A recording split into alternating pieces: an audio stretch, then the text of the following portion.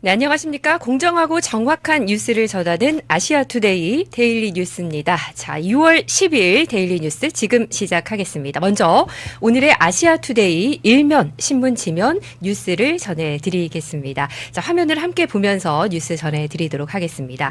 자, 첫 소식은요. 새 정부가 물가를 먼저 챙긴다는 소식입니다. 용산 대통령실에서 주재한 비상경제점검 태스크포스 회의에서 물가 문제가 우리 국민들에게 너무 큰 고통을 주고 있기 때문에 현황과 가능한 대책이 뭐가 있을지 챙겨달라라고 이야기가 됐습니다. 또 이날 회의에서는 최근 물가가 엄청나게 많이 올랐다고 하더라. 라면 한 개에 2,000원 한다는데 진짜냐? 이런 말도 오갔습니다.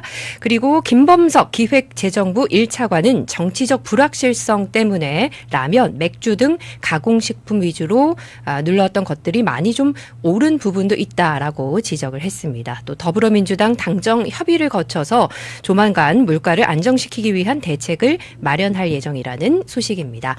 자, 그리고 아시아투데이 일면 두 번째 소식 전해드리도록 하겠습니다. 한일 정상이 첫 전화 통화를 했습니다. 강유정 대통령실 대변인은 이날 브리핑에서 한일 정상이 약 25분간 통화를 했다면서 이시바 총리의 대통령 취임 축사에 사의를 표했다고 밝혔습니다. 또 이날 통화는 중국 시진핑 주석보다 먼저 이루어졌다는 점에서 주목을 받고 있습니다. 그리고 보도에 따르면 오늘 시진핑 주석과 전화 통화가 이루어질 예정이다라는 보도도 나오고 있습니다. 자, 아시아투데이 일면 오늘은 좀 기분 좋은 소식 여러분께 전해드리고 싶습니다. 자, 화면에 보이시는 이 턱시도 입고 또 꽃다발과 상을 받고 있는 드레스를 입고 있는 저 장면, 어쩌면 해피엔딩이 토니상 6관왕을 거머쥐었습니다.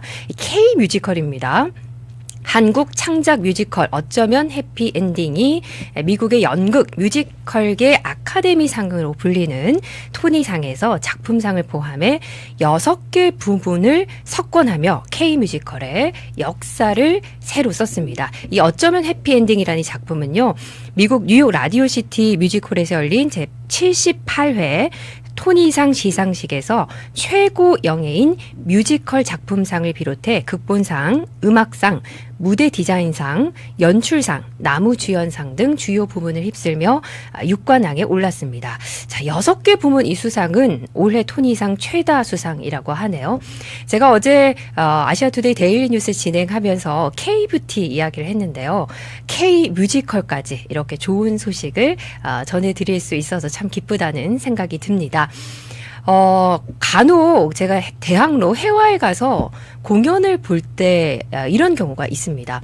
잘 알려지지 않은 연예인인데 배우인데 우와 진짜 연기 잘한다. 와 혹은 외모가 정말 출중하다. 이런 배우들이 아직은 알려지지 않았지만 정말 실력이 출중한 배우들이 많이 아직은 숨겨져 있구나. 이런 생각이 또 많이 들고요. 광고 촬영장이나 촬영장을 또 드라마나 영화 촬영장을 가끔씩 갈 때에도 주연은 아닌데 신인 배우인데 정말 연기력이 내공이 대단하구나. 나중에 크게 될 배우구나. 이런 분들을 종종 만나게 됩니다. 여의도도 마찬가지입니다. 여의도에 가게 되면 아직 정말 많이 알려지진 않았지만 와, 이 정치인 정말 실력 있다, 인성이 좋다, 그리고 장래가 출중하다 이런 분들을 좀 많이 만나게 되는데요. 그래서 아시아투데이 데일리 뉴스에서는 뉴스도 전해드리고 대담도 함께 하면서 이런 분들을 좀 앞으로 많이 소개해드리고자 합니다. 자, 그래서 오늘 제가 소개해드릴 분은요. 바로 그런 분입니다. 제가 여의도에서 만났을 때 와, 이분 정말 좋은 분이시다. 좋은 정치인이다. 앞으로 더 많이 알려줬으면 좋겠다 하는 그런 분을 모셨습니다. 문종형 전 국민의힘 상근 부대변인 모셨습니다. 안녕하십니까? 안녕하세요. 네, 안녕하세요. 소개가 마음에 드셨습니까? 소개를 너무 황송하게 좋게 해주셔서 제가 네. 몸둘바를 모르겠습니다. 네, 반갑습니다. 일단 먼저 아시아투데이 오늘 처음 방문이신 거죠? 네, 그렇습니다. 아투TV 이제 첫 방송이시니까 우리 시청자분들께 카메라 보시면서 자기소개 겸 인사 부탁드릴게요. 네, 구독자 여러분 안녕하세요. 저는 국민의힘의 문종형이라고 합니다. 오늘 그 아시아투데이 TV에 처음 나왔는데 이렇게 좋은 방송, 저도 개인적으로 너무 애청하고 있는 방송인데 불러주셔서 감사하고 오늘 제가 뭐 유익한 얘기를 많이 해야 되는데 뭐 연극도 어렵고 이런 만큼 최대한 조금 신중하게 내용을 정리해서 좋은 내용을 많이 전달드릴 수 있도록 하겠습니다. 네, 감사합니다. 반갑습니다. 사실 저도 안녕하십니까? 잘 지내셨습니까? 뭐 오늘 아침 밤새 잘 주무셨습니까? 이 인사를 하기는 좀 쉽지가 않아요. 저도 최대한 좀 방송을 활기차게 좀 끌어가 보려고 노력은 하지만 뭐 한편으로는 그런 생각도 듭니다. 아무리 어둡더라도 한 줄기 빛이 있으면은 우리가 그 빛을 좀 따라서 갈 수 있잖아요. 저는 좀 대변인님이 그런 역할을 해주시면 좋겠다 이런 생각이 들어서 오늘 좀 모셨습니다. 네. 감사합니다. 네. 자, 그리고 자기소개라는 게 사실 내가 자기소개를 하기가 좀 민망합니다. 사실 그렇죠. 그래서 제가 조금 더 덧붙여서 우리 네네. 문정현 전 국민의힘 상근 부대변인 좀 소개를 해드리도록 하겠습니다. 방금 소개해드렸듯이 국민의힘 전 상근 부대변인 그리고 전 국무조정실 청년정책조정위원 그리고 여의도 연구원 정책자문위원 그리고 미국 서던 캘리포니아 대학교 경영학 학사를 졸업을 하셨습니다. LA에서 대학 생활을 하신 건가요? 네, 맞습니다. LA 로스앤젤레스죠. 네, 네. 거기서 제가 대학교 생활했습니다. 언제 유학을 가신 거예요? 제가 이제 고등학교 마칠 때쯤 가서 이제 학교를 간 다음에 이제 군대를 간다고 잠시 들어왔다가 그 이제 직장 잡기 전까지 네네. 이제 LA 있었으니까 아무래도 한 20대 초중반에 한 7, 8년을 LA 있었던 것 같습니다. 네. 그러면 졸업하시고 7, 8년 동안 공부를 하셨던 건가요? 졸업하시고 7, 인턴이나 8년 중에 이제 군대를 잠깐 군대. 가려고 한국에 들어왔다가 이제 다시 복학을 해서 졸업을 했죠. 유학파시군요. 뭐 유학파기보다 아니 제가 예. 지난번에 우리 그 나경원 대변인 팀 우리 회식을 할 때 대변인께서 잠깐 뭐 얘기를 하시네 영어를 잠깐 쓰셨는데 유학파시구나 이걸 느꼈습니다. 예. 기억이 나실지 모르겠지만, 네. 영어를 제가 안 쓰려고 하는데 이게 가끔 무의식적으로 나올 때가 있는데 네네네. 오늘 또 방송에서 최대한 안 쓰도록 하겠습니다. 네, 알겠습니다. 정치에 입문하신 좀 계기가 저는 궁금해요. 많은 분들께서 여러 가지 뭐 동기가 있겠지만 어떻게 정당 생활을 하게 되시고 대변인 생활을 또 하게 되셨는지 어떻게 관심을 가지게 되신 건가요? 제가 어떤 그 특별한 계기가 있다기보다는 뭐 아마 비슷한 이유가 많이 있으실 텐데 사실 문재인 정권 때 제가 그때 창업을 했었거든요. 그때 제가 이제 약간 IT 창업을 했다가 그때 코로나가 닥치면서 사실 뭐 소상공인들도 힘들었지만 사실 스타트업 창업하신 분들이 굉장히 많이 힘들었었어요. 그럼 딱 그 시기에 몇 년도였죠? 그러면 그게 2010? 이제 2020년 정도. 창업을 하자마자 코로나가. 그러신 분들 많았어요 그때 그렇죠. 그렇죠. 그래서 저는 그때 뭘 느꼈냐면 저도 그 전까지는 이제 일반적으로 직장 생활을 하다가 창업을 딱 하고 보니까 또 코로나라는 예상치 못한 어떤 그 변수가 생기고 나서 스타트업이 이제 커지려면 투자도 받고 이렇게 해야 되는데 그 당시 그 투자 심리 이런 것들이 굉장히 위축됐었거든요. 그래서 그때 이제 정부 관련 제도 또 뭐 규제 관련 어떤 그 제도 이런 거를 좀 나름 연구를 많이 하면서 생각보다 우리 대한민국에서 입법부, 그러니까 국회 역할이 굉장히 중요하구나 좀 많이 느꼈어요. 왜냐하면 국회에서 어떤 입법을 하느냐에 따라서 스타트업 50개, 100개가 죽느냐 사느냐 이런 일들이 많이 벌어지는 거거든요. 저는 그거를 이제 몸소 느끼면서 당시 이제 뭐 여러 가지 정부 정책, 정부에서 지원하는 펀딩 이런 것들을 몸으로 부딪히다가 문재인 정권에서 너무 예산을 바르지 못한 곳에 쓴다라고 많이 느꼈었습니다. 그래서 저 뭐 정치적으로 그때 뭐 정권을 비판하기보다는 그런 생각을 많이 가지고 있다가 이제 윤석열 대통령의 이제 중앙선대위 때 그 당시 청년 보좌역이라는 그 제도를 공개 선발을 했었습니다. 이제 그 오디션 형식으로. 저는 그때 그래서 아무 생각 없이 그냥 그 홈페이지에 이제 띄워진 걸 보고 정말로 어떻게 보면 그냥 흥미를 가지고 한번 그래도 내가 이런 창업의 경험이 있으니까 이런 목소리를 선대위에는 한번 전달해야겠다 했는데 운이 좋게 그때 그 청년 보좌역에 선발이 돼서 당시 이제 중앙선대위에 제가 이제 합류를 하게 됐고 그 이후에는 이제 또 운 좋게 정말 저는 운이 좋았던 것 같습니다. 좋게 봐주시는 분들이 또 이제 뭐 이 대변인을 한번 해봐라. 그래서 당시 당의 상근 부대변인으로 한 8개월 정도 제가 대변인실에 있었습니다. 그런 과정이 있었군요. 사실 근데 공개 오디션이나 공개 모집이라는 게 생각보다 경쟁률이 굉장히 셉니다. 그 경쟁률을 뚫고 청년 보좌역으로 들어가게 되신 거군요. 사실 뭐 대단합니다. 제가 제 입으로 청년이라고 하기엔 제가 88년생이니까 네. 그렇게 나이가 어리진 않은데 어떻게 보면 정치권에서는 또 이제 아직까지 뭐 80년대라고 하면 되게 어리게 보는 그런 부분이 있는 것 같아서 당시 그 뭐 청년 보좌기라는 그런 직함을 얻었었는데 지금은 사실 이제 어느 정도 정당 생활을 해봤고 또 여러 가지 선 후배님들 보면서 뭐 청년뿐만 아니라 우리 지금 뭐 당 또 뭐 민주당 국민의힘 할 거 없이 직장인들 그리고 제대로 사회생활을 해본 사람들의 목소리가 되게 중요하다는 생각을 저는 가지고 있거든요. 네. 아무래도 정치가 이 양당 정치에 의해서 서로 비판하는 구조로 많이 가다 보니까 정작 국민들을 위해서 실효성 있는 뭐 경제 정책 또 규제 완화 정책 이런 것들이 굉장히 설 있게 가볍게 이렇게 다뤄지는 경우가 저는 많이 봐서 이제 새로운 정부가 들어섰죠. 네, 네. 이 새로운 대통령이 그런 부분을 조금 잘 다듬어 줬으면 하는 그런 바람이 있습니다. 참 공감 가는 얘기를 많이 해주셨어요. 제가 개인적으로는 전 그렇게 생각했고 제가 뉴스를 공중파에서 처음 뉴스를 진행을 했던 게 만 23세였어요. 예. 한국 나이로는 25살이었는데 예. 그때 어떤 생각을 했냐면 최소한 뉴스 앵커라는 자리가 기자로서 현장도 많이 뛰어보고 경찰 출입도 해보고 대통령실 청와대 출입도 해보고 스킨십도 많이 쌓고 그리고 결혼도 해보고 결혼해서 출산해서 아이를 키우는 어려움도 겪어보고 네. 또 뭐 남자 같은 경우는 가장의 어려움도 겪어보고 이런 사람이 좀 이 앵커직에 앉아야 되는데 당시 나의 23살, 25살 그 나이는 참 설있다라고 생각을 했었고요.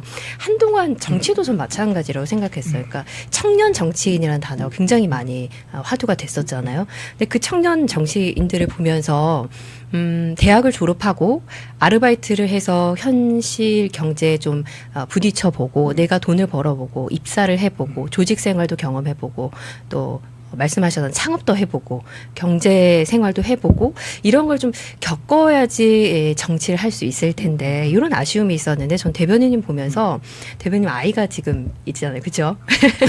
네네. 제가 육아도 하시는 이 그 아들이 가장의 어떤 책임감도 가지고 계시고 네. 말씀하셨듯이 창업도 해보시고 이런 분들이 청년 정치인이라는 이 네임을 달아야지 거기에 걸맞게 현실 정치에 도움이 되는 그런 정치를 할 수 있다 이런 생각을 했거든요. 어떻게 생각하세요, 대변인? 너무 또 좋게 말씀해 주셔서 제가 조금 덧붙이기는 조금 민망한 부분이 네, 있는데 네, 네. 우선 감사하다는 말씀드리고 저는 이런 경험이 있었어요. 제가 이제 뭐 작은 회사든 큰 회사든 뭐 회사의 대표나 중역을 해보면 어쨌든 조그만 조직의 리더잖아요. 네. 근데 이제 정치권에 들어가고 나서 뭐 예를 들면 경선 캠프나 아니면 당내 어떤 뭐 조직의 어떤 위원으로 들어가 보면 젊은 사람들, 그러니까 뭐 네. 소위 청년 정치인이라는 그 키워드로 분류되는 사람들에 대해서 되게 애기 취급을 합니다. 그러니까 아무래도 이제 이 정당에 있는 국회의원들 또 주요 당직자분들이 나이 연령대가 높다 보니까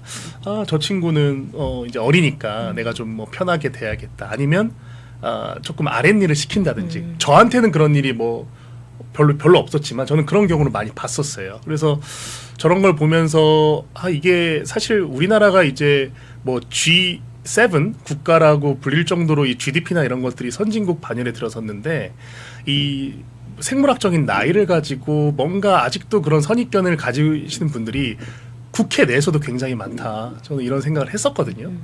근데 이런 것들이 비단 뭐 진부한 세대 차이를 제가 얘기하는 것이 아니라 되게 중요한 부분입니다. 정책을 설계할 때 그리고 국민들한테 설득력 있는 자기의 정견을 노출할 때 그런 구시대적인 발상으로 국민들 앞에 쓰면은 그만큼 설득력이 떨어진다고 저는 생각하거든요. 근데 그런 분들이 국회에 많다는 건 조금 개인적으로 아쉬웠었고 아무래도 우리 당 국민의힘이나 이제 또 전반적인 정치권이 젊은 사람들이 유입이 많이 돼야 된다고 저는 생각을 하는 것이 뭐 제가 예전에 아까 말씀하셨던 그 LA에서 가장 좋았던 문화가 이제 멜팅팟이라고 하거든요. LA는 사실 이제 모든 다양한 인종, 다양한 세대가 굉장히 그 한 도시 안에서 어우러져 살고 있습니다. 그래서 그걸 다 녹여져서 이렇게 그릇에 담는 멜팅팟이라는 말을 쓰는데 우리 사회가 이제 굉장히 가치나 이런 것들이 다변화되고 있잖아요. 저는 그래서 우리 그 대한민국 정치에서도 어떤 멜팅팟 같이 다양한 가치와 세대들이 녹여져서 목소리를 내는 것이 좀 중요하다 이런 생각을 하고 있습니다. 네. 멜팅팟이라는 굉장히 세련된 단어를 얘기를 해주셨는데 구수하게 우리 여의도 사투리로 좀 쓰자면 비빔밥. 맞습니다. 그렇죠? 네네. 좋은 말씀 해주셨습니다. 좀 그런 구태스러운 그런 부분들이 정리가 돼야지 더 발전할 수 있지 않을까 이런 생각이 들고요. 자, 아시아투데이 데일리 뉴스 제가 어제부터 월요일, 목요일 11시 이 시간에 이 자리에서 여러분을 찾아뵙고 있습니다. 지금 또 함께 해주고 계시는데요. 박경현님은 제가 아투 방송 첫 방송할 때부터 가장 먼저 댓글을 남겨주신 너무너무 고마운 분이십니다. 많은 두 분 방송 많은 시청과 관심 부탁드려요. 이지 앵커님 방송 진행 많이 사랑해 주시고 부탁드려요 하셨고, 호금조님도 오늘도 수고들 많이 하십니다. 감사합니다 하셨고요. 비아 당신님도 남겨주셨고, 최양림도 할렐루야 아멘 이렇게 남겨주셨습니다. 함께 해주신 분들께 감사드리고, 여러분 뭐 현실이 부정하고 싶다, 현실이 답답하다 하시더라도 우리가 한 가족처럼 팩트를 좀 짚어가면서 함께 제가 앞서 말씀드렸던 빛을 보며 찾아가는 그런 시간을 좀 만들려고 합니다. 지치지 마시고 구독, 좋아요, 또 댓글로 여러분 생각들, 또 답답하신 일들 있으시면 댓글로도 남겨주시고요. 함께 계속 해 나가면 좋겠습니다. 대변인님 또 초대하면서 제가 또 그동안 대변인께서 쓰셨던 논평들도 한번 찾아봤어요. 네. 국민의힘 논평을 쭉 찾아봤는데 네. 싸울 줄 아시고, 그리고 논조도 정확하시고, 그리고 신념도 참 선명하다 이런 생각이 들었습니다. 그러니까 아까 말씀하셨듯이 20대 대선에 뛰셨고 김기현 당대표 체제 때 상근 부대변인을 하신 거죠. 네, 맞습니다. 그때는 사실 이기는 선거였어요, 그렇죠? 그렇죠. 저희가 이겼죠. 네, 이긴 선거를 입문하면서 이렇게 경험을 해보셨어요. 그리고 이번에는 패배하는 선거를 경험을 해보셨습니다. 두 가지 다를 경험을 해보시니까 어떠신가요? 되게 좀 어려운 질문이긴 한데요. 뭐 굉장히 미간 말찍이었지만 어떤 내가 속해 있는 조직이 이 선거에서 이긴다는 거는 어떻게 보면은 그 연속성 있는 그 개개인의 커리어와 그리고 전국의 방향성 이런 것들이 예측 가능한 범주에서 펼쳐지기 때문에 정치인이라면 본인의 어떤 미래를 설계하기에 굉장히 좋은 것이고, 캠프의 승리 또는 대선 선거의 승리, 그리고 또 본인이 지향하는 가치, 보수의 가치가 뭐 자유주의, 시장주의에 기반한 어떤 다양한 가치들이 있는데 이 가치 하에 대한민국이 올바르게 나아갈 수 있겠구나, 이렇게 예측 가능한 생각을 갖게 해주는 것이 이제 선거인 것인데, 이번에는 어쨌든 국민의힘이 졌잖아요. 저는 사실 많은 분들이 이번에 우리가 진다는 것을 어느 정도 지표나 이런 것들로 예측을 하고 있었던 부분도 있었기 때문에 그 자체가 이렇게 뭐 놀랍거나 아프거나 이러진 않았지만, 오히려 우려되거나 걱정되는 부분이 굉장히 많았던 것이 저는 딱 첫 번째 떠올랐던 것이 그냥 우리 일반 시민들의 삶 이런 것들이 떠올랐습니다. 그러니까 직장에 다니고 장사를 해서 돈을 벌고 또 애를 키우고, 저도 애를 키우고 있지만 이런 일반적인 삶의 어떤 모습이 아마 이 새로운 정부에서 많이 바뀔 것 같다는 이런 우려를 했었고요.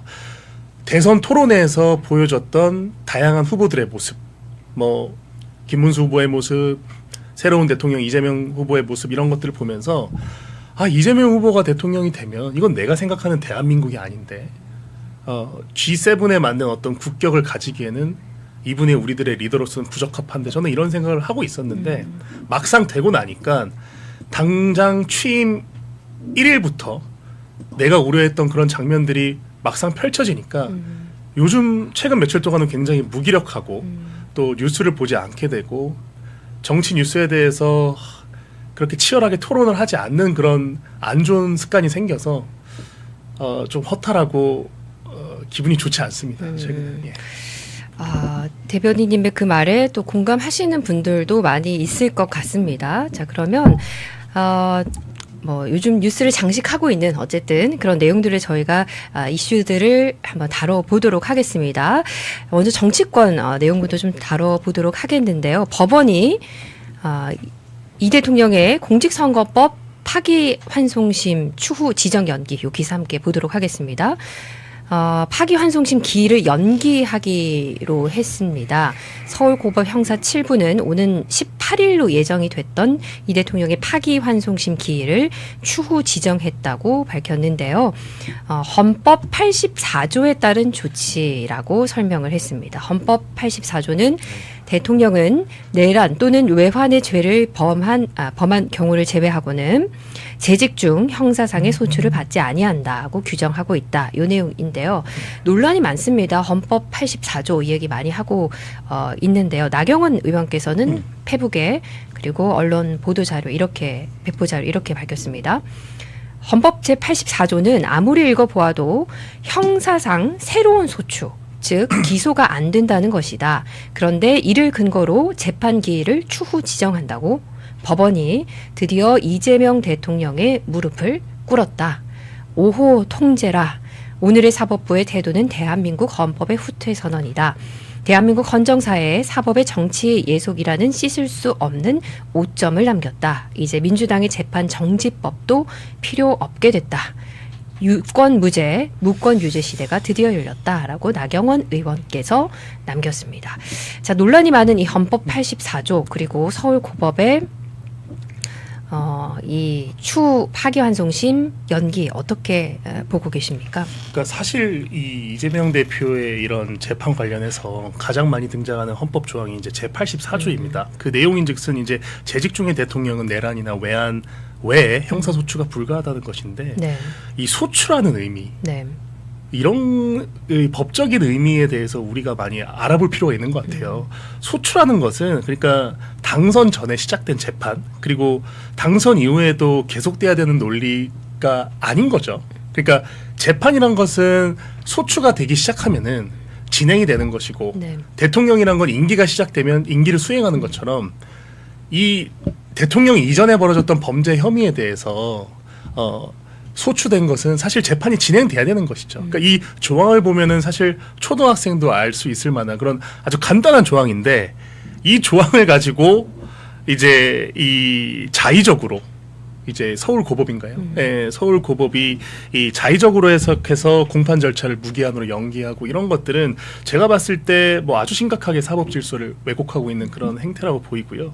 사실 헌법 84조뿐만 아니라 여러 가지 헌법을 사실 많이 지금 이렇게 침해하는 일들이 많이 벌어지고 있습니다. 헌법 84조 외에도 가장 대표적으로 11조죠. 이제 모든 국민은 법 앞에 평등하고 사회적인 특수계급을 금지하고 있다는 이 조항도 대통령이 됐기 때문에 재판을 중지해야 된다는 이런 이재명 대표의 현재 행태에 대해서 정반대로 반하고 있는 것이고 또 두 번째로는 헌법 제86조 2항에 보면은 대통령이 판결 등의 사유로 자격이 상실됐을 때는 60일 내에 선거를 다시 실시한다라고 되어 있었거든요. 이 말의 함의는 대통령이 됐어도 판결 등에 의해서 대통령의 직위를 박탈당할 수 있다는 것을 내포하고 있는 것인데 이런 헌법의 조항이 이렇게 많음에도 불구하고 대통령이 됐으니까 모든 재판을 중지해야 된다고 이렇게 어거지로 우기는 것 그리고 심지어 헌법재판소 나중에 이제 뭐 위헌법률 심판 제청이나 이런 것들이 벌어질 때를 가정해서 본인의 여러 가지 사법 절차를 담당했던 변호사를 헌법재판소 변호사로 임명한다는 것은 대놓고 이제 우리 사법부를 본인의 발 아래 놓고 멋대로 주무르겠다고 하는 저는 그런 어떤 뭐랄까요 그 아주 무서운 그런 의도가 보이는 그런 일이 벌어지고 있다고 생각합니다. 네, 문종현 전 국민의힘 상근부대변인의 헌법 84조에 대한 그리고 조목조목 법을 짚어주시면서 의견을 제시를 해주셨는데요. 자, 방금 잠깐 화면에 나왔던 또 기사 함께 보도록 하겠습니다. 국힘 고법 자의적 헌법 해석 철회해야 스스로 사법부 독립성 포기라는 제목의 아시아투데이 기사입니다. 권성동 전 원내대표가 대통령 임기 초반 권력이 무섭다는 이유로 판사가 스스로 사법부의 독립성을 포기한 셈이라며 재판이 5개씩 되다 보니 공직선거법 재판 한 건이 연기된 것만으로 는 불안한 모양이다라고 밝혔다는 그런 기사입니다. 그러면서 이 헌법 제84조 역시 언급을 했습니다. 이 헌법 제84조를 대통령 임기 중에 재판을 중단해야 한다는 뜻으로 해석할 수가 있냐? 헌법 제84조는 새로운 재판을 위한 대통령의 기소가 불가능하다는 뜻이지 이미 진행 중인 재판을 중단해야 한다는 의미가 아니라는 것은 초등학생도 다 알 수가 있다. 이렇게 지적을 했습니다. 그리고 대통령실이 새 헌법재판관 후보자로 이 대통령의 변호인단으로 활동한 이승엽 변호사를 검토하는 것에 대해선 사법 독재의 도구로 쓰겠다는 것이라고 지적을 했습니다. 방금 대변인님 얘기하신 이 헌법재판관 후보자로 이 대통령의 변호인단으로 활동한 이 변호사를 쓰겠다라고 하는 것은 사법 독재의 도구로 쓰겠다라는 것이다라고 이렇게 역시나 지적을 했습니다. 자, 그리고 다음 기사도 한번 보도록 하겠습니다. 나경원 의원이 민주대법관 증언법 추진에 베네수엘라와 같은 길이다. 방금 말씀드렸던 그 내용입니다. 더불어민주당이 추진 중인 대법관 증언법을 두고 2004년 베네수엘라가 대법관을 32명으로 증언해 사법부를 장악했던 것과 같은 일이다. 이재명 대통령 시대 통합을 기대하고 싶지만 당장 내일 대법관 증언법으로 사법 장악의 마지막 퍼즐을 완성한다라고 붙였습니다. 자, 이 기사에 또 따르면요. 대법관이 한마디로 이제 14명의 대법관이 30명이 되는 것이죠. 이거 어떻게 보십니까? 이 입법 추진. 그러니까 지금 우리나라에서 벌어지고 있는 이런 일련의 일들이 굉장히 심각한 것이요. 그러니까 아까 방금 앵커님 말씀하셨던 걸 제가 하나만 더 붙이면은 그 저희가 방금 얘기했던 그 헌법 84조 같은 경우도 사실 지금 단순히 이게 그냥 헌법에 위배된다 이런 것이 아니라 사실 이 서울고법이라고 하는 그러니까 헌법적 해석을 할 권위를 전혀 가지고 있지 않은 기관이 대통령의 직무를 중지하나 마느냐 이런 아주 지극히 헌법적인 것에 대해서 이제 해석하는 행위를 저질렀잖아요. 이 일은 사실 이재명 대통령이 당선이 됐기 때문에 벌어진 일인데 이 대법관 같은 경우도 똑같습니다. 그러니까 왜 대법관을 굳이 이 시점에서 30년까지 증언을 하냐. 그리고 사실상 이재명 대통령이 임명하는 이 대법관들이 이제 지금 민주당 법안에 따르면 1년에 뭐 4명씩인가 이렇게 임명을 하는 것인데 실제 이 대법관들의 임기가 이재명 대통령의 대통령 임기가 끝난 이후에도 1년인가 또는 2년까지 더 이제 임기가 보장이 되는 것이거든요. 그러면 이재명 대통령은 임기가 끝나도 본인의 어떤 법적 책임을 본인이 임명한 사람들에 의해서 판결받는 상황이 벌어질 수 있기 때문에 아주 일말의 사태까지 막아놓는 이런 치밀한 작전을 쓰고 있는 것이거든요. 이재명 대통령이. 그래서 저는 단순히 지금 우리나라에서 벌어지고 있는 것이 선거에 이겨서 본인한테 우호적인 이 사법 환경을 조성하는 이런 차원을 넘어서 그냥 법관 한 명 한 명, 헌법재판소의 인선 하나하나를 이재명 대통령이 다 파킹하는 것처럼 사람을 바꿔놓고 결국 그거의 이익은 그걸로 궁극적으로 취하려는 목적은 본인이 저지른 범죄에 대해서 어떻게든 벗어나려고 하는 이런 모습을 보이고 있기 때문에 우리나라의 사법부는 저는 지금 제가 대법관 또는 법관이라면 뭐 전국 대법관 그 대표 소집 회의인가요? 이런 것들 열어갖고 정말 지금 치열하게 논의를 해야 될 그런 상황이라고 생각하는데 왜 우리 지금 대법관들 또는 명망 있는 법관님들이 이렇게 가만히 있는지는 모르겠습니다. 분명히 저는 지금 제가 말씀드린 것 같은 의견을 공유하고 있는 법관들이 많다고 저는 알고 있거든요. 근데 정말로 이제 뭐 임기가 아직 시작된 지 일주일도 안 돼서 그런 건지 아니면 정말 무력하게 이렇게 우리 사법부의 권위를 떨어뜨리는 것에 동의하는 것인지 뭐 좀 답답한 심정으로 바라보고 있습니다. 네. 자, 저희가 첫 이슈로는 정치적인 부분들 그리고 법적인 부분들 한번 살펴봤고요. 다음은 경제 이슈로 좀 넘어가 보도록 하겠습니다. 대변인님 라면 좋아하시나요? 아, 라면요? 네. 라면 가끔 뭐 먹습니다. 네, 저는 밤에. 신랑이 라면을 워낙 좋아해서 라면을 뭐 종류별로 좀 사다 놓는 편인데 보통 이제 라면 한 봉지 제가 사는 라면 같은 경우에는 5봉지 이제 한 묶음을 사거든요. 네. 그럼 한 4천 70원 정도 하더라고요. 최근에 이제 장바구니 썼던 걸 예, 보니까 한 봉지에 한 814원 이렇게 하고 있더라고요. 근데 라면 한 봉지가 2,000원이다 이런 얘기가 오고 갔습니다. 자, 일단 뭐 이런 게 이슈가 되고 있는 이유는 어쨌든 뭐 정권이 어느 정권이 들어서든 서민 경제, 물가 이게 가장 중요한 게 아닌가 이런 생각이 드는데요. 이런 부분 관련해서 좀 이야기를 해보도록 하겠습니다. 예.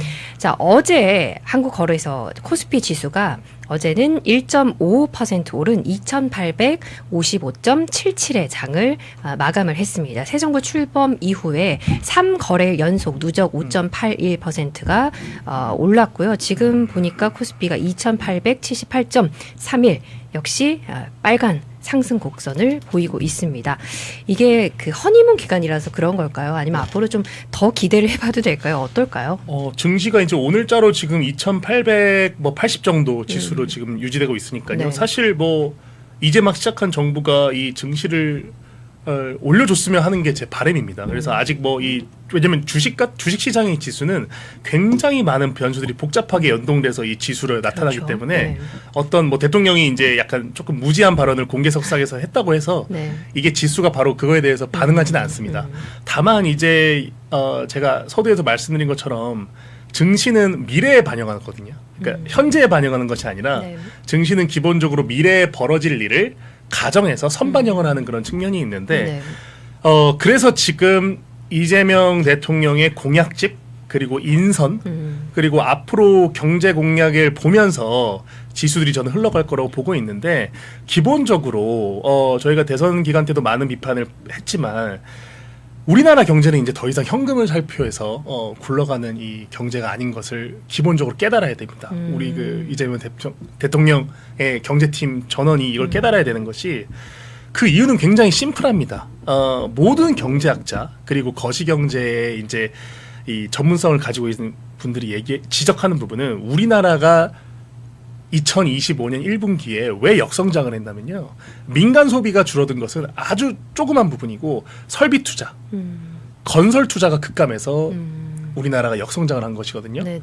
그러면은 역성장이라는 이런 충격적인 결과를 전환을 시키려면 설비 투자랑 건설 투자 이런 것들을 다시 원상태로 회복시키는 것이 첫째고 그 두 번째로 이제 민간 소비도 진작시키고 이런 것들을 이제 정책 통해서 이렇게 풀어나가면 되는 것인데 지금 이재명 대통령이 대표적으로 내세우고 있는 공약들은 아주 그냥 민간 소비 진작에만 포커스를 맞추고 하는 정책들이 아닌가 저는 이런 우려를 가지고 있고요. 예를 들면요. 네. 그러니까 이재명 대표가 이제 국민들한테 가장 힘을 줘 외쳤던 공약들 제가 몇 개만 좀 볼게요.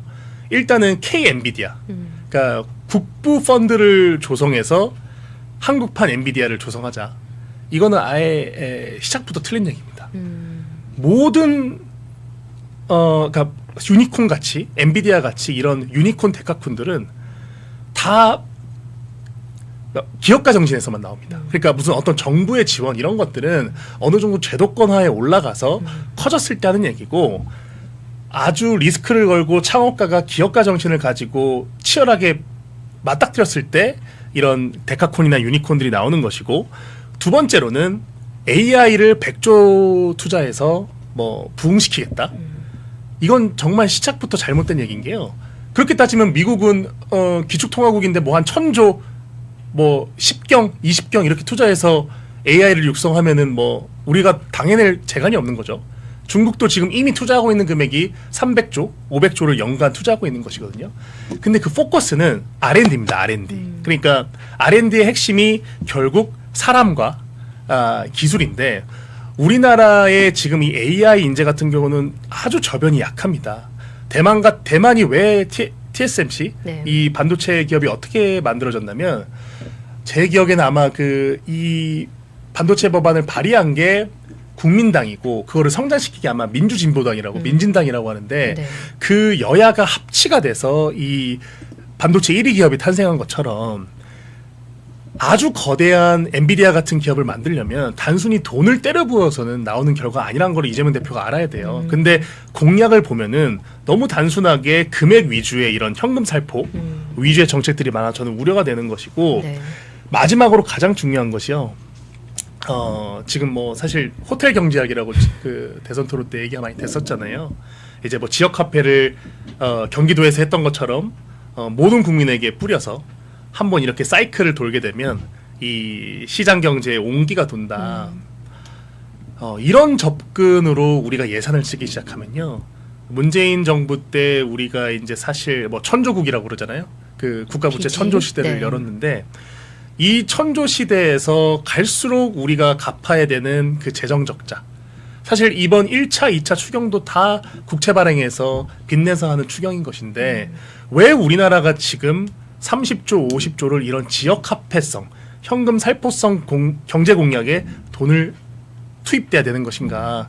이런 것에 대한 기조 변화, 정책적인 변화가 없으면 저는 앞으로 우리나라의 국가 부채 계속 올라가고요. 또 한 번 맞들인 그런 뭐 20만 원, 30만 원 이렇게 돈 받고 이렇게 뭐 이런 거에 맞들리기 시작하면은 우리 국민들의 정서 자체가 아주 그러니까 경제 체력이라고 해야 되나요? 이런 정서랑 체력이 아주 안 좋아지게 되는 상황이 오거든요. 네네. 그러니까 예를 들어 이런 겁니다. 지금 이재명 대표는 경제 성장도 하겠다 그러고 민간 소비도 진작시키겠다고 하면서 정작 민주당은 노란봉투법을 시행한다고 하고 있어요. 노란봉투법을 간단하게 한마디로 얘기하면은 모든 하청업체들이 한 번도 본 적 없는 원청업체들한테 노조를 결성해서 소송을 할 수 있게. 그러니까 기업은 일을 해야 되는데 본인이 알지도 못한 하청업체들이 소송을 걸게 되면은 그 기업은 그 소송 대응한다고 허송세월을 하게 되잖아요. 이런 법을 경제 진작을 하겠다고 하면서 이런 법을 같이 통과시키는 것이 굳이 예를 들면 탄수화물과 설탕을 먹으면서 내가 다이어트를 하겠다. 이런 거랑 비슷한 것이거든요. 저는 네. 그래서 이런 맞지 않는 공약들이 이재명 후보의 정책 안에 너무 많아져서 그냥 급급하게 그때그때 국민들에게 듣기 좋은 소리로 경제 공약을 설계한 것이 아닌가. 저는 그런 우려를 현재 많이 하고 있습니다. 경제학에 사실 굉장히 기본적인, 기초적인 그런 이야기를 해 주셨는데요. 제가 2005년도에 증권방송을 했었어요. 근데 그때 기억으로 2005년 한 8월, 9월, 10월쯤이었습니다. 근데 그때 증시가 이제 1000포인트를 막 향해 갈 때였습니다. 예. 그래서 위에 화면 자막에 가자 1000포인트 막 이렇게 올려서 한 달 동안 이렇게 방송을 했던 적이 있었거든요. 어쨌든 1000포인트를 넘었고 지금 뭐 가자 어떻게 보면은 우리가 막 구호를 외치듯이 지금 2860선 돌파했으니까 2900선 가자. 삼성전자도 6만전자 가자. 막 이렇게 뭔가 희망적으로 구호를 외치고 있는 것 같은데 그런 어떤 거품적인 희망이 아니라 경제학의 가장 기본적인 부분들. 현금 살포는 한계가 있다. 그리고 이게 뭐 여야를 떠나서 우리가 이념을 떠나서 실용주의적인 부분으로 어떻게 하면 경제가 돌 수 있는지, 성장할 수 있는지, 역성장을 극복할 수 있는지 굉장히 사실적인 핵심적인 부분들을 대변님이 얘기해 주신 것 같아요. 그 네. 제가 한마디만 더 붙이면 지금 당장 이제 2차 추경하겠다고 지금 민주당에서 나오고 있는 것이 네. 그 규모가 뭐 20조 플러스 알파라고 하잖아요. 그러면 이 20조 플러스 알파라는 이 재원을 그 경기도에서 했던 것처럼 지역 화폐에 넣지 말고 가령 좀 생각을 바꿔서 원전 같은 거 지금 AI를 육성하려면 데이터 싸움 이 전기 공급을 어떻게 잘하느냐 또 전기 공급뿐만 아니라 이런 공조를 어떻게 하느냐 이런 인프라를 어떻게 구축하느냐가 되게 핵심인데 이런 거에다가 30조 40조 지금 투입하면은 당장 효과는 좀 느리겠죠. 그 지역 화폐처럼 당장 돈이 들어오는 건 아니지만 3년 뒤 4년 뒤에 여기서 투자한 인프라의 어떤 확충을 가지고 혹시 AI 산업을 선도할 수 있는 스타트업이 나올 수도 있는 거고 이런 식의 설계가 필요한 것인데 아니 대통령이 되자마자 2차 추경을 해갖고 규모도 엄청 정말 전례로 찾아보기 힘든 그런 엄청난 규모입니다. 그런 규모를 만약에 지역 화폐로 다 쓰겠다. 물론 뭐 지역 화폐로 다 쓰는 건 아니겠죠. 어떤 소비 진작 이런 것들이 있어야 되겠지만 너무 이런 식으로 현금 살포를 하는 정책이 비중이 너무 많다는 거예요. 예. 인프라 확충, 시스템 확충 이런 것들에 대해서 저는 이재명 대표한테 들어본 적이 없거든요.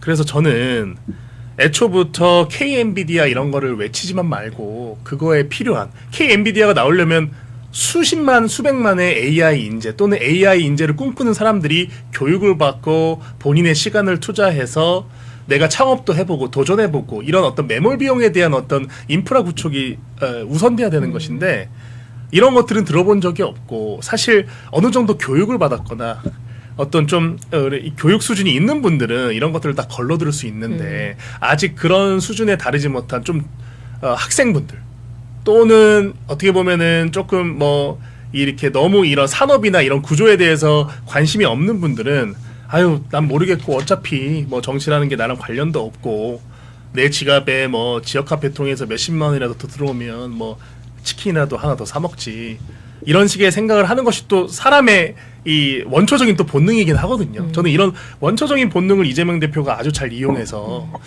정치권에 이제 많이 가져왔다.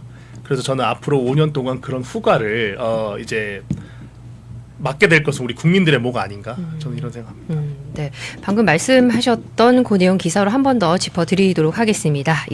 지금 당장 경제 추경 필요하다는 아시아투데이 기사입니다. 더불어민주당이 9일 어제였습니다. 소비 위축이 한계에 다다랐다며 시급한 추경의 필요성을 강조하고 나섰습니다. 조승래 민주당 수석 대변인은 이날 국회 소통관에서 고사 직전의 민생을 위해 지금 당장 추경을 편성하고 소비를 진작해야 한다고 밝혔습니다. 또 다음 기사 또 보겠습니다.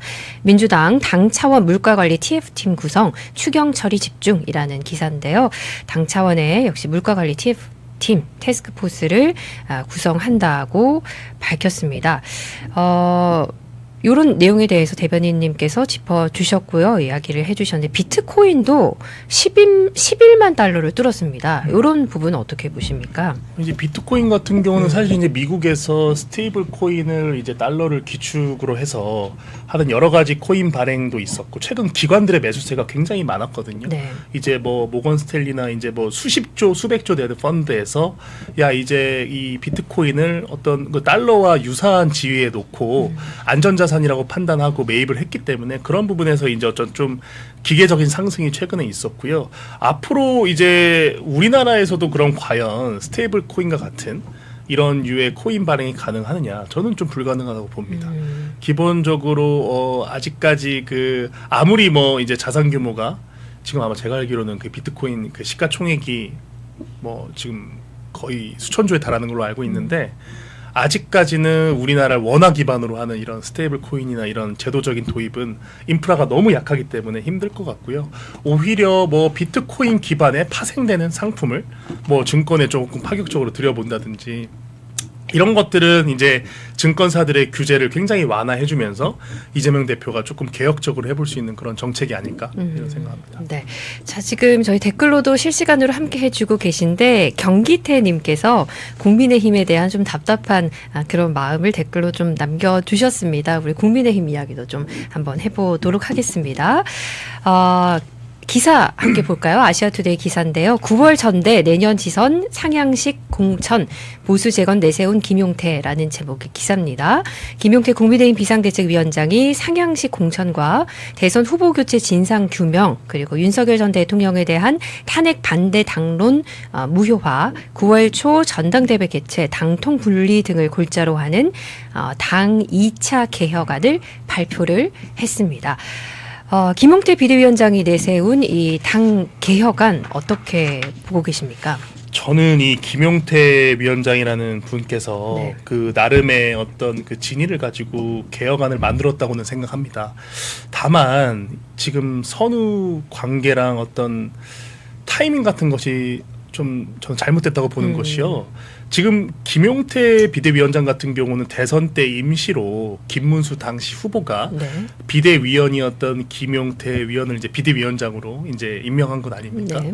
그러면은 어쨌든 그 대선 전국에서 패배라는 것에 대해서 어떤 책임의 어떤 그 지분이 있는 분이에요. 이 김용태라는 분은.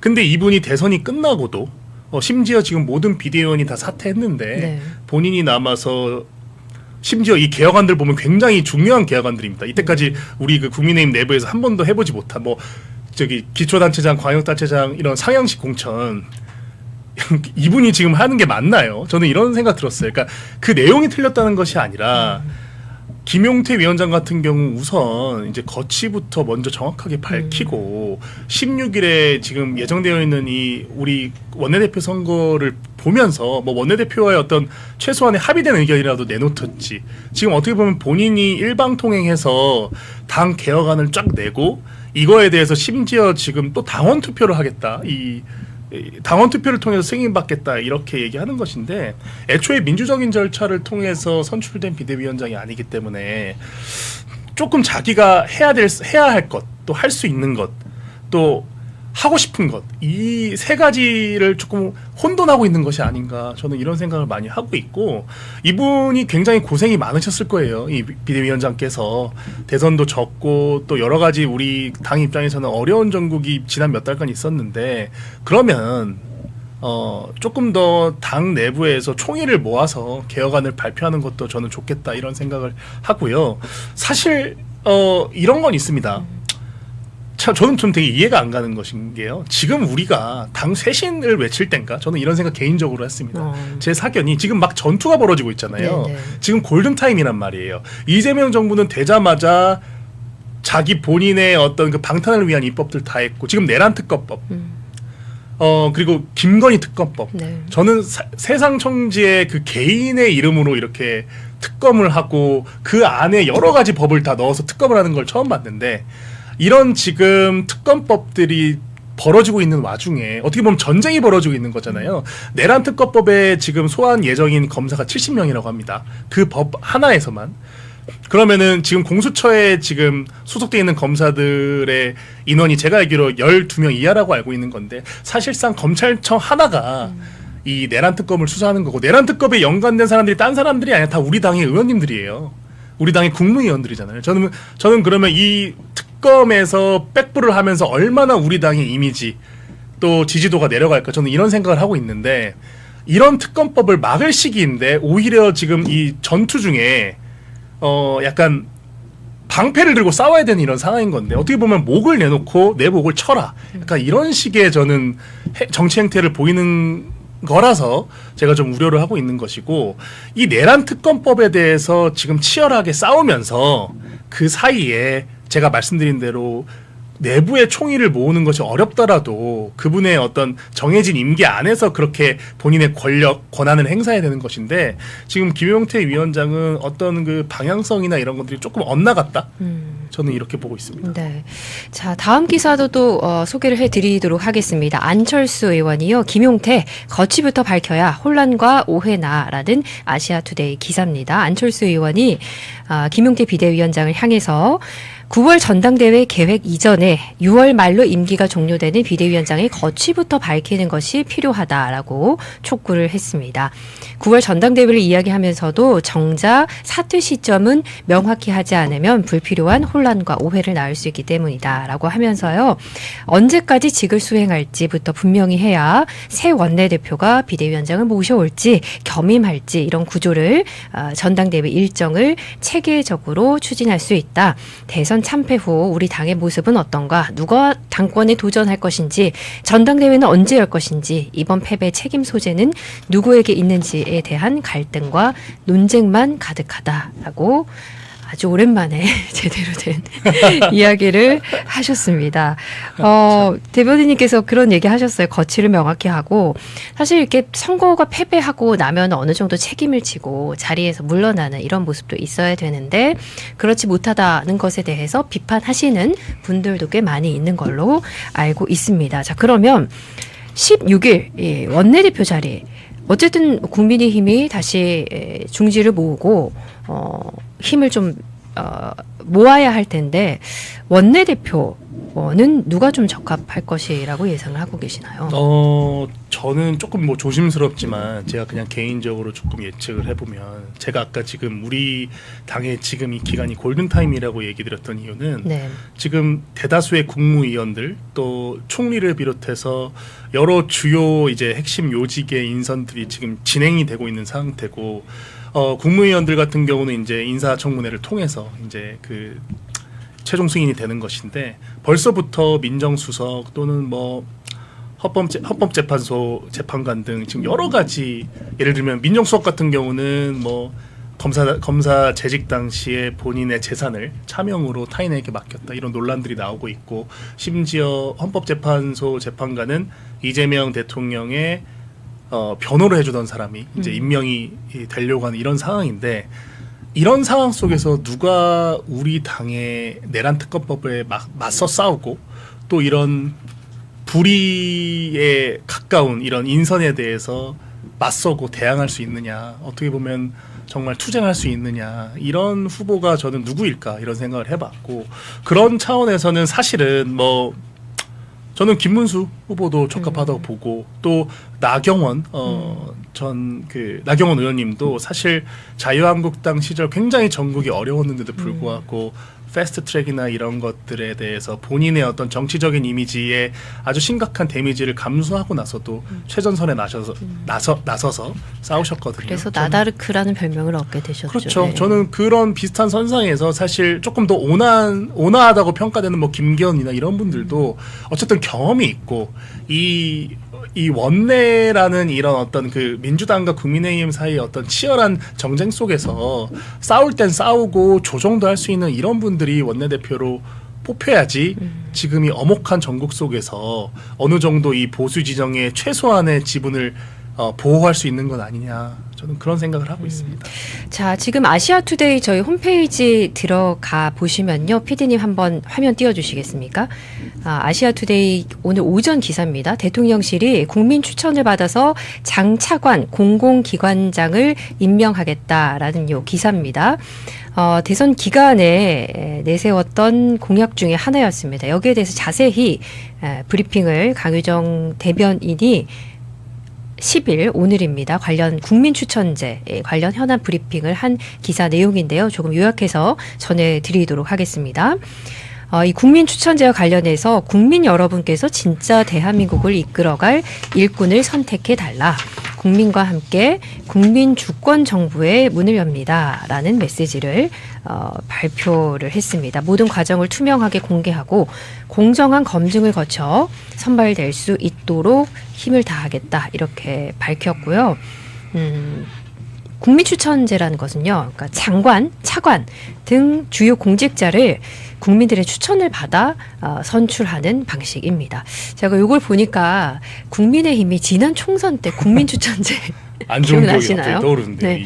뭐 그 국민추천제와 어떻게 다를지는 모르겠지만 그 당시 국민추천제 국민이 추천했다고 하는데 도대체 누가 추천한지 모른 그런 공천 형식이었습니다. 그때 추천을 받았던 추천이라기보다는 공천을 받았던 사람이 우재준 의원 이런 분들이었습니다. 주로 이제 친한계 인사들이 당시 국민 추천제로 김상욱 의원도 국민 추천 아닌가요?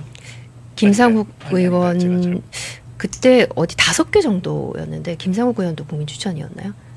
그런 걸로 저도 기억을 하고 있습니다. 제가 우재준 의원, 예. 김상욱 의원 예. 이었습니다. 사실은 제가 그때 국민추천제 면접을 갔었어요. 그래서 그래서 어떤 인사들이 왔는지 이렇게 기억이 나는데 정확히는 네네. 지금 기억이 안 납니다. 아무튼 주로 이제 친한계 인사들이 결론적으로는 국민 추천 프로젝트 통해서 울산 남구갑에 이제 김상욱 의원이 공천된 것이 그랬군요. 맞네요. 기사를 통해서요. 네, 지금은 네네. 국민의힘 의원이 아닙니다. 뭐 이재명 그 캠프에서 열심히 파란색 네. 자켓을 입고 선거. 자, 어쨌든 뭐 기사가 떴습니다. 이 국민 추천제를 한다고 하는데 대통령실이 국민께서 진짜 일꾼 선택해 달라라는 메시지를 발표를 했습니다.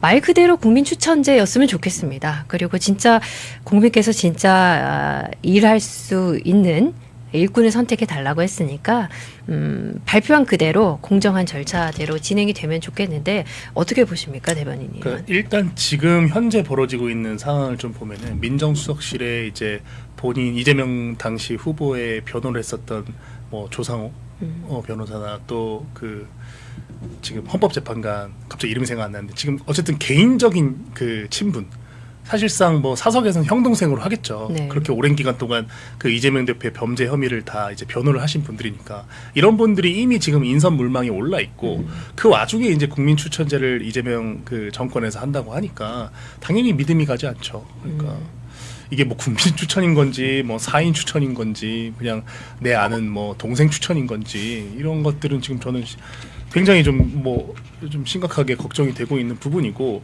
또 이재명 대표가 굉장히 능한 것이 눈속임을 아주 잘합니다. 그러니까 지금 사실 지금 이재명 대표의 가장 큰 두 가지 축은 이 정치 권력, 사법 권력. 정치 권력은 이미 장악했죠. 이제 아마 내년 지방선거에 만약에 민주당이 이긴다면 정말 모든 행정, 입법, 사법 권력을 다 가지고 있는 거고 지금 나머지 하나는 사실 법관 한 명 한 명을 본인이 다 알박기 함으로써 본인의 사법 리스크를 완전히 100% 해칭하는 이런 전략을 쓰고 있잖아요. 그래서 사실 어떻게 보면 무소불위입니다. 이제 겁날 게 없는 상황인데 이런 상황 속에서 말만 이제 번지르르한 국민 추천제를 앞세워서 장차관 인선을 한다? 저는 차라리 그냥 장차관 인선 같이 중요한 요직은 정말 경제 정책이나 행정 이런 것들 전문성 있는 인재 잘 뽑아서 좀 전문성 있는 사람들이 하는 게 중요한 것 같습니다. 오히려 또 괜히 또 국민 추천으로 겉보기 이제 행정으로 했다가 또 국민들의 삶에 아주 심각한 또 문제를 일으키지 않을까. 이런 걱정이 우선합니다. 네. 자, 우리가 걱정하는 것은 이 정부의 정책들이 새 정부의 정책들이 잘못되길 바라는 것이 아니라 국민의 그런 좀 바람, 염원을 담아서 잘 해달라 이런 의견으로 전달을 드리고 싶다 이런 마무리 멘트를 좀 하도록 하겠습니다. 자, 오늘 벌써 이렇게 시간이 1시간이 또 지났네요. 대변인님 앞으로 어떤 활동을 하실지 좀 궁금한데 어떤 계획 가지고 계십니까? 저는 현재 이제 IT 스타트업에 좀 재직을 하고 있는 어떤 직장인이고 다만 이제 제가 저번 그 대선 경선 때 이제 나경원 의원님 그 좀 캠프에 잠깐 있으면서 네. 처음으로 어떤 좀 정치적인 활동을 해봤는데 저는 사실 지금 걱정과 우려가 굉장히 큽니다. 그러니까 꼭 제가 지지하던 후보가 되지 않아서라기보다는 지금 아까 우리 경제 정책 나눈 것처럼 우리나라의 지금 1분기 경제 역성장하고 잠재 성장률 제일 중요한 게 잠재 성장률인데 네. 이 잠재 성장률이 너무 심각하게 떨어지고 있습니다.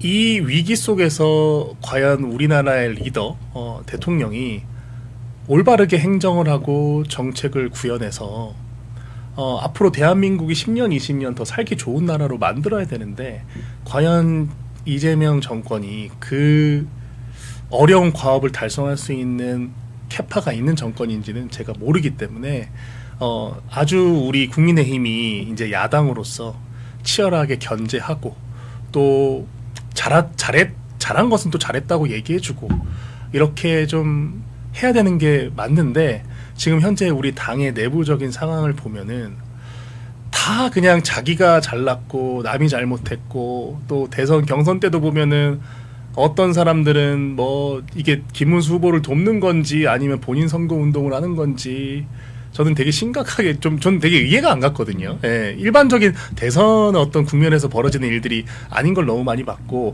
어제도 사실 의원총회 끝나고 나서 되게 사실 지금 우리가 정치적으로 되게 불리한 상황인데 의원총회에 있었던 일을 또 쪼르르 나와갖고 백브리핑하는 그런 다선 의원들을 보면서 저는 지금 우리 당이 이건 진짜 이 당의 존립위기가 조만간에 올 수 있겠구나 이런 위기감을 가지고 있어서 조금 더 적극적으로 당에 대한 목소리도 내보고 싶고 그런 생각을 가지고 있습니다. 네, 지금 말씀하시는 동안 우리 함께 해주시는 클라라님께서 문종영 대변인님 우파를 위해 강력히 싸워주세요. 국민의힘 전투력 너무 약합니다. 이렇게 하시면서 또 클라라님 모르신 말씀 이렇게 또 댓글로 응원을 해주셨는데요. 제가 하고 싶은 말씀을 또 박경현님께서 또 얘기를 하셨습니다. 구독과 좋아요 한번 부탁드립니다. 아시아투데이 응원하시는 그런 또 댓글도 남겨주셨는데 여러분 오늘 또 방송 함께 해주셔서 감사드리고 구독과 좋아요 또 응원의 댓글 여러분 의견 남겨주시는 댓글 남겨주시면 감사하겠습니다. 또 댓글을 남겨주셨습니다. 문종경 대변인 같은 젊은 사람이 강하게 싸워줘야 제대로 세대 교체할 수 있습니다. 세대 교체란 이야기도 해주셨습니다. 대변인 오늘 출연해주셔서 감사드리고요. 앞으로 자주 뵙도록 하겠습니다. 감사합니다. 네, 고맙습니다. 구독자 여러분 감사합니다. 네, 감사합니다. 자, 벌써 12시가 됐습니다. 아시아투데이 글로벌 종합 일간지에서 보내드리는 공정하고 정확한 뉴스 매일 오전 월요일부터 목요일까지 오전 11시에 저는 여러분께 인사드리고 있습니다. 알겠습니다. 점심 식사 맛있게 하시고요. 오늘 하루도 즐거운 하루 보내시고 저는 내일 오전 11시에 다시 인사드리겠습니다. 고맙습니다.